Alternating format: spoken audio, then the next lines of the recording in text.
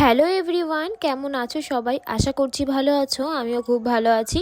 আরও একটা নতুন ভিডিওতে তোমাদের সকলকে জানাই স্বাগত। আজকে আমি কিন্তু রাত থেকে ব্লগটা স্টার্ট করলাম। আজকে সকাল নয়, দুপুর নয়, বিকাল নয়, পুরো রাত থেকে। আজকে রাতে একটু রান্না করতে হবে। আমি কোনোদিনও রাতে রান্না করা হয় না, দুপুরবেলা রান্না একেবারে করে রাখি। বাট আজকে দুপুরবেলা একটা নেমন্তন্ন ছিল বলে তাই রাত্রিবেলা রান্না করছি। দুপুরবেলা রান্না ঠান্না কিছু করিনি। আর ফ্রিজে মাছ রাখা ছিল, সেই মাছটা এখন ফ্রিজ থেকে বার করে নিচ্ছি। আর মাছগুলো তো একদম পুরো বরফ হয়ে গেছে, ডিপ ফ্রিজে যেহেতু রাখা ছিল সেই কারণে একদম মাছগুলো বরফ হয়ে গেছে। আর মাছগুলো কিন্তু সকালেই আনা হয়েছে, ধুয়ে ঠুয়ে ফ্রিজে রেখে দেওয়া হয়েছে। ওই নেমন্তন্ন বাড়ি যাব সেই জন্য মাছটা ফ্রিজে রেখে দিয়েছি যাতে রাত্রিরেও হয়ে যায়। তো এইখানে কিন্তু মাছের মাথাটা আমি রেখে দেবো আবার ফ্রিজে, আর মাছগুলো ভাজা করব।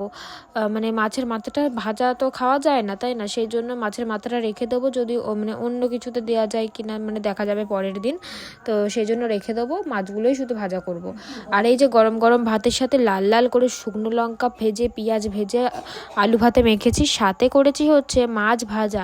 আর অল্প একটু মাছের তেল ছিল, তো সেই মাছের তেলটাও একটু পেঁয়াজ দিয়ে ভেজে নিলাম।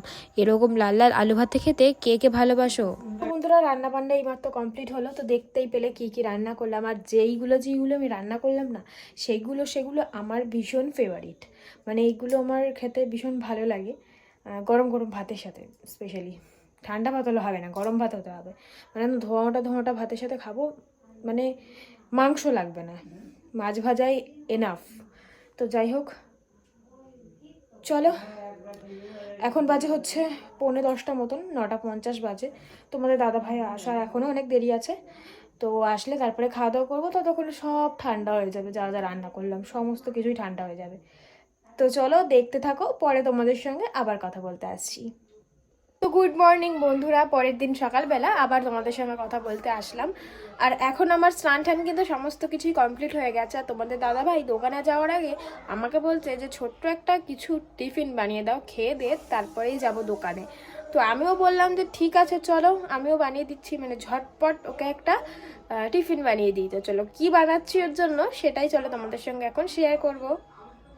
আজকে আমি পাস্তা বানানোর জন্য ইউজ করছি ডিসানো পাস্তা। হ্যাঁ, এটা দেখতে নুডলসের মতন হলেও এটার নাম কিন্তু পাস্তা। এটার মেন ব্যাপার হচ্ছে ফিড এবং সেমোলিনা। এখানে কোনো আর্টিফিশিয়াল কালার এবং কোনো ফ্লেভার নেই। আর এই ডিসানো পাস্তাটা খুবই হেলদি একটা পাস্তা। যারা পাস্তা খেতে খুবই ভালোবাসো তারা কিন্তু এইটা খেতে পারো। তারপর দেখো, কড়াইটা গরম করে আমি জল দিয়ে, জলটাও ফুটে এসেছে। এবার আমি পাস্তাগুলোকে দিয়ে ভালোভাবে সিদ্ধ করে নেবো।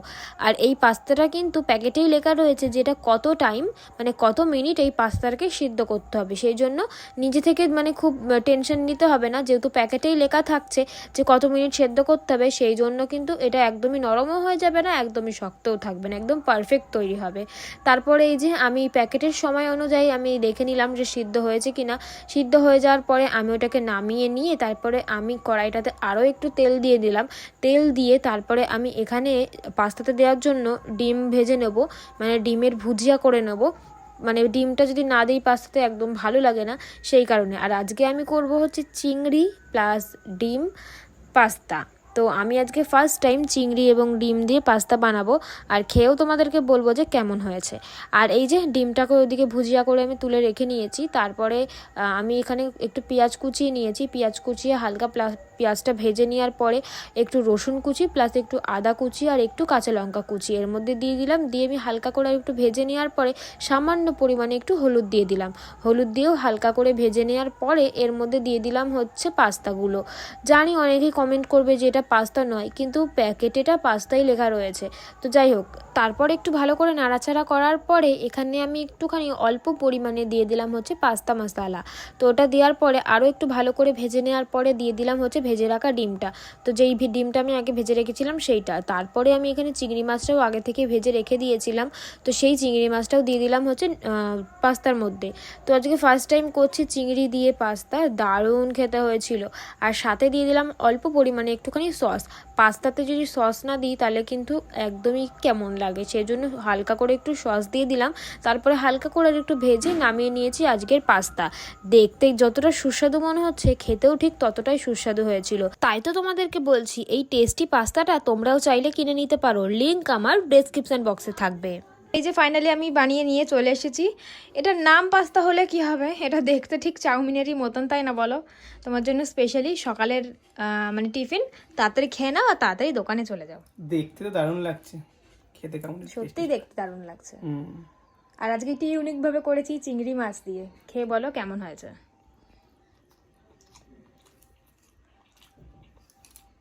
এত ভাবনা চিন্তা করছো কেন? এখানে চাউমিনের মতো নয়, অন্যরকম খেতে, পুরো পাস্তার মতো। পাস্তা যেমন খেতে সেম, এটা পাস্তাই, মানে টেস্টটা পুরো পাস্তার মতো, কিন্তু খুব সুন্দর খেতে, খুব সুন্দর বানিয়েছো তুমি তো, সুন্দর, পুরো একটার সঙ্গে একটা লাগেনি, খুব সুন্দর বানিয়েছো, হ্যাঁ খুব সুন্দর লাগছে খেতে, একদম ঝরে ঝরে পড়ছে, সেই রকমই হয়েছে। তো ঠিক আছে, চলো আমরা সকালের জলখাবারটা সেরে নিই, পরে তোমাদের সঙ্গে আবার কথা বলতে আসছি। সকালের খাওয়া দাওয়া তো শেষ হলো, তোমাদের দাদাভাইও দোকানে চলে গেল, আর এদিকে বাজার করেও তোমাদের দাদাভাই পাঠিয়ে দিয়েছে কি কি রান্না করব। আর এঁচোড়টা আগের দিনেই আনা হয়েছিল, এঁচোড়টা ছিলই, আজকে সজনের ডাঁটাটা আনা হলো, আর সাথে এদিকে মাছ আনা হয়েছে। কি কি রান্না করব আমি কিন্তু সকালবেলায় প্ল্যান করে নিয়েছিলাম, তাই তোমাদের দাদাভাইকে বলে দিয়েছিলাম এই জিনিসগুলো নিয়ে আসতে। যেহেতু আগের দিনের এঁচোড় রয়েছে, সেই জন্য আমি বলেছি যে অল্প একটুখানি চিংড়ি মাছ নিয়ে আসতে, তাহলে এঁচোড় চিংড়ি রান্না করবো। আর তোমাদের দাদাভাই না এঁচোড়ের তরকারি খেতে খুব ভালোবাসে, আর তার সাথে যদি একটু চিংড়ি মাছ হয় তাহলে তো জমেই যায়।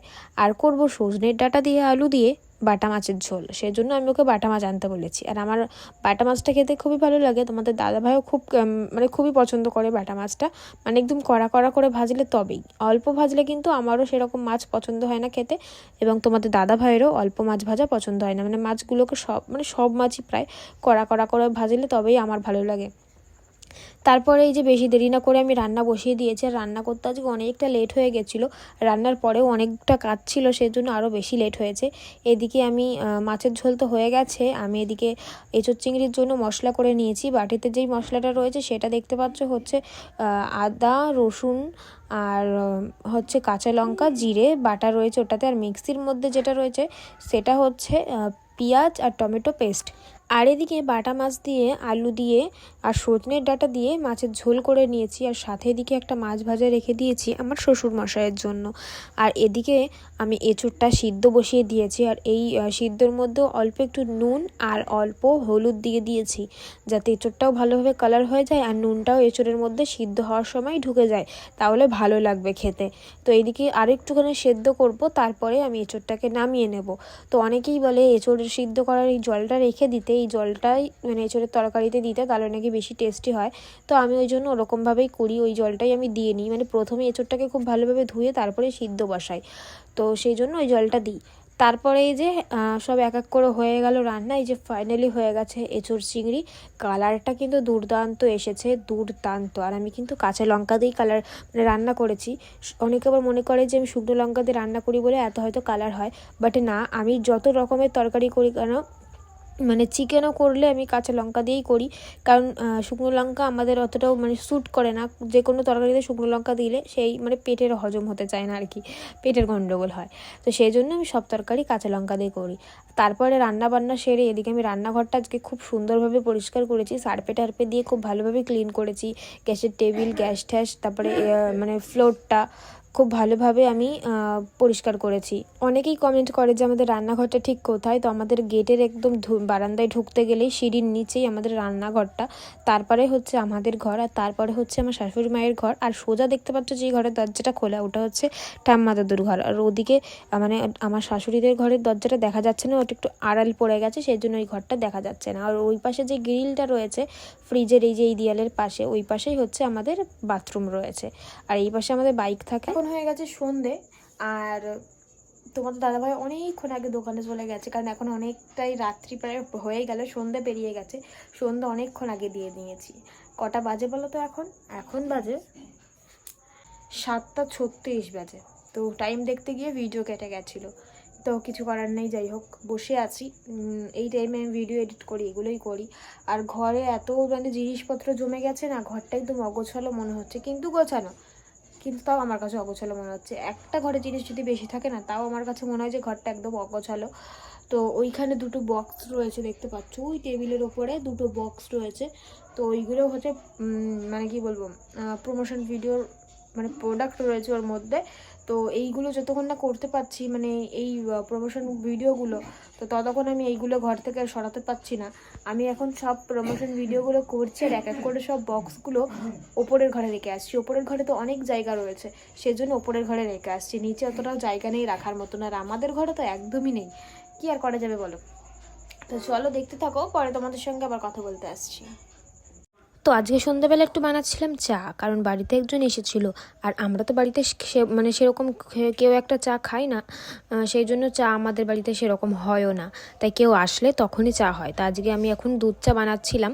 আর মাঝে মাঝে আমি দুধ চা খাই, ওই বাপের বাড়ি গেলেই তখনই মাঝে মধ্যে 2-1 দিন খাওয়া হয়। তাছাড়া এই বাড়িতে কেউ যেহেতু চা খায় না, সেজন্য আমারও চা খাওয়ার অতটা নেশাই নেই। তো গাইস চলো আজকের ভিডিওটা এখানেই শেষ করলাম। নতুন আর একটা ভিডিওতে সকলের সাথে আবার দেখা হবে। আজকের ভিডিওটা তোমাদের কেমন লাগলো অবশ্যই কমেন্ট করে কিন্তু জানিও। তো চলো আজকের জন্য এখানেই, টাটা।